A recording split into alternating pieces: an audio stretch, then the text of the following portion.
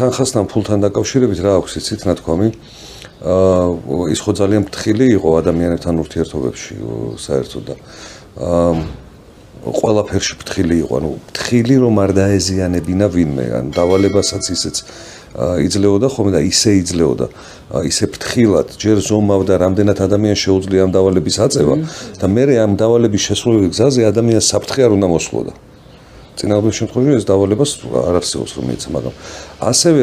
განსაკუთრებული მოწიწება ქონდა დამოკიდებულება გაჭირვებულ ადამიანებთან ყოველთვის და ერთხელ აქვს მოყოლილი რომ პატრიარქი ეფრემიო როცა ფულსო ატანდა გაჭირვებულებისთვისო დამხმარე მონაზონს ჩუმად უშვებდა ხოლმე და გაჭირვებულებს სიონის ეზოში ვინც იყო ხოლმე ფულს ურიგებდა მაშინ დიდი ბანკნოტები იყო თორმე ფულის აუთავებინებდაო ფულსო და ისე ატანდა ხოლმეო რომ გაჭირვებულ ადამიანს არ აკადრებდა დაჭმუჭნული ფული რომ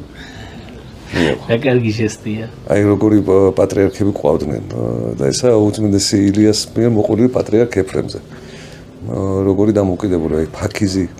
დამოკიდებულების ადამიანი რომადო არ დარწმუნებული რამდენი დაფარული მადლი და კარგი საქმე იქნება რაც არ ვიცით და ალბათ ვერც ვერასოდეს გავიგეთ